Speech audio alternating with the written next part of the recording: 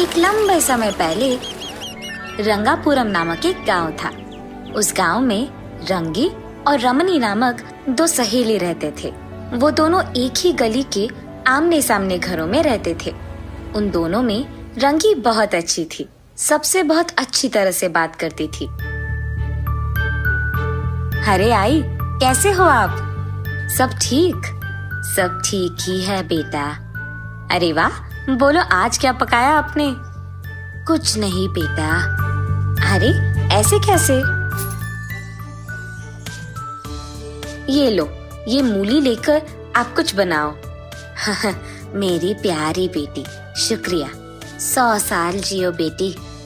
ऐसे वो सबसे अच्छी तरह से बात करते हुए मिलजुल के रहती थी। जितना था उतने में खुश रहकर सबकी मदद करते हुए रहती थी। और ऐसे ही उसको अपनी सहेली रमनी से भी बहुत लगाव था। लेकिन रमनी अपने आप को आईने में देखकर, आहा, इस सारी दुनिया में तुझसे बढ़कर कोई खूबसूरत नहीं है। इतनी सुंदरता की कोई भला प्रशंसा किए बिना कैसे रहे? तुम्हारी सुंदरता और चतुराई के आगे कोई खड़ा नहीं रह सकता। रमणी हमेशा उसके सुंदरता और चतुराई के बारे में सोचते हुए बहुत गर्व महसूस करती थी और उसी अहंकार से, हाँ, मेरे पास इतने पैसे और सुंदरता है, इसीलिए उस रंगी जैसे लड़कियां भी मेरे ही साथ दोस्ती करती है, वरना इस रंगी से मैं कब बात करती। हाँ, ऐसे सोचते हुए वो उसके घर के अंदर चली जाती है। रंगी के पिता को खेती में नुकसान होने के कारण उसके परिवार की आर्थिक स्थिति बदल जाती है। ये देख रंगी अपने आप में, मुझे कुछ करके पापा को सहारा देना होगा, ऐसे सोचती है। उसी दुखी में वो फलों का व्यापार करने की फैसला लेती है और तुरंत फलों की दुकान का इंतजाम करती है रंगी। रंगी के इस दृढ़ निश्चय का गवाह उसकी दुकान आकर उसके सहारा देने वाले ग्राहक थे। उस गांव के सारे लोग रंगी के पास ताजा फल खरीदते थे। खुशी के मारे रंगी अपने आप में, अगर मेरा व्यापार ऐसे ही कुछ और दिन चलते रहा तो मैं अपने पिता का सहायता कर पाऊंगी और हमारे सारे दुख दूर हो जाएंगे। और ऐसे रंगी की आर्थिक स्थिति बढ़ने लगती है और गांव वाले भी रंगी के अच्छाई के बारे में बात करने लगते हैं। रमणी गुस्से में, हाँ, ये रंगी यहाँ दुकान लगाकर सबको उसके जाल में फंसा रही है।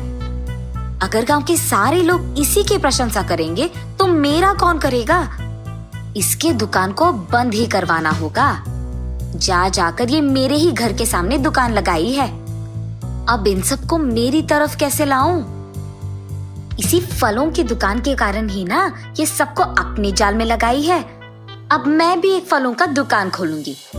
अब जरा मैं भी देखूं कि कौन उसके दुकान जाएगा।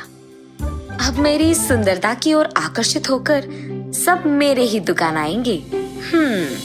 अरे वाह रमनी, तुम तो कितनी होशियार हो, ऐसे सोचती है। अगले दिन उसके फैसले के मुताबिक ही उसके घर के सामने दुकान खोलती है रमणी। पहले से ही अमीर होने के कारण वो शहर से बहुत अलग तरीके के और अन्य प्रकार के फलों को वितरण करवा के दुकान में बेचने लगती है। और बस गांव के सारे लोग रमणी के पास मिल रहे अनेक प्रकार के फलों को खरीदने जाते हैं। रमणी, तुम्हारी सुंदरता की तो तुलना नहीं है। तुम्हारे कारण ये फलों का दुकान भी सुंदर दिखने लग रहा है, और तो और ये होशियार भी है, इसीलिए इतने प्रकार के फलों को यहाँ ले आई है।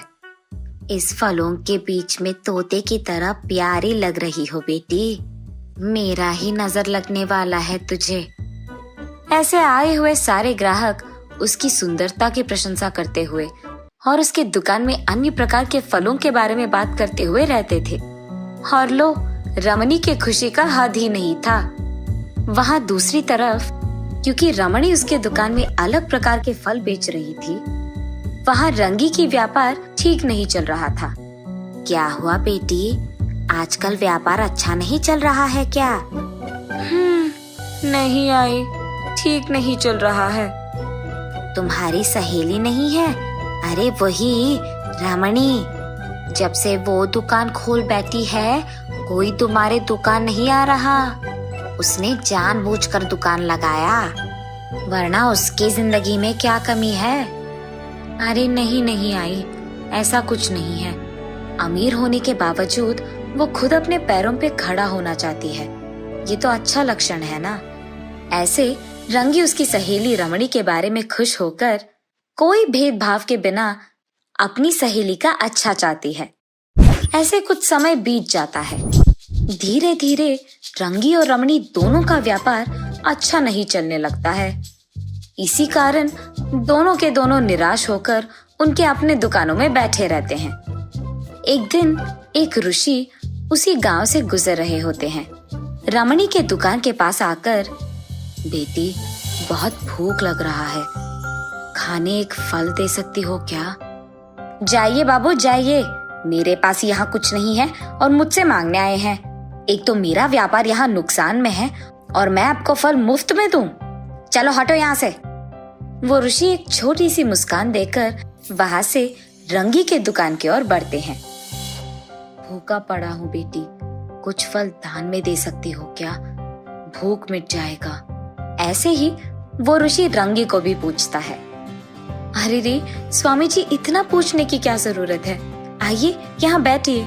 ये कहकर वो उस ऋषि को उसके घर के पास बिठाकर कुछ फलों को काटकर उन्हें देती है। उस मुनि के खाने के दौरान रंगी उनकी सेवा करती है। उनके खाने के बाद वो मुनि वहाँ से चल बसते हैं। खुश रहो बेटी, ये कहकर एक छोटी मुस्कान देकर उनके पास मौजूद पवित्र जल को रंगी के दुकान में मौजूद फलों पे डालकर वहाँ से चले जाते हैं और रंगी उनको नमस्कार करती है। पीछे मुड़ते ही उसके दुकान में अलग प्रकार के बहुत सारे फल देख रंगी आश्चर्यचकित हो जाती है। कुछ देर बाद, रंगी, आज मेरे घर में बहुत सारे मेहमान आए बेटी और खाने के लिए फल चाहिए। तुम्हारे पास मौजूद सारे फलों को मेरे गाड़ी में लगाओ।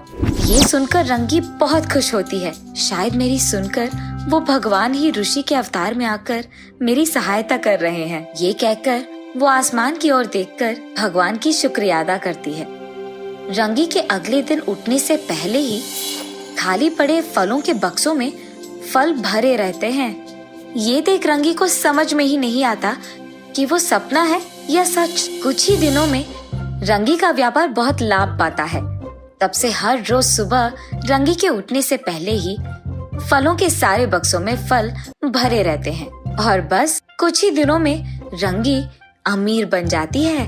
ये सब देख रमणी, ये सब रंगी ने कैसे किया, ये सोच वो दंग रह जाती है।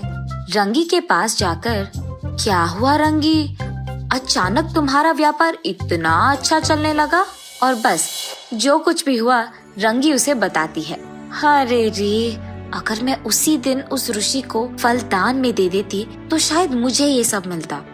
मैंने ये मौका खो दिया। ऐसे अपने आप में वो निराश होती है और उसी दुख में वो अपने घर चले जाती है। अब उस रंगी का किस्मत अगर मुझे हासिल करना है तो उसकी दुकान में मौजूद टोकरी को मुझे चुराना होगा। ये फैसला करके रमणी रात के समय में रंगी के दुकान जाकर उसकी टोकरियों को चुराती है। उन टोकरियों को घर ले आने के बाद रमणी उन टोकरियों के भरने का इंतजार करती है। रात सुबह में बदल जाती है लेकिन वो टोकरी सारे खाली के खाली रहते हैं। हाय भगवान, मेरी टोकरी कहाँ गए? कहीं नजर नहीं आ रहे। क्या हुआ होगा? रंगी ऐसे अपने टोकरियों को ढूंढते ढूंढते रमणी के दुकान की ओर बढ़ती है। वहां उसे फलों की टोकरियों के साथ दुखी बैठी रमणी दिखाई देती है और बस रंगी को सब समझ में आता है। रंगी को देख रमणी निराश होते हुए उसके पास जाकर, मैंने बहुत बड़ी गलती किया है, मुझे माफ करो। घमंड और जलन के कारण ही मैंने ये सब किया है। अपनी गलती मानने के लिए भी हिम्मत की जरूरत होती है रमणी, और तुम बहुत हिम्मत वाली हो। रमणी को ये कहकर रंगी अपने टोकरियों को लेकर उसके घर चले जाती है। माफ करने वाले महान हैं।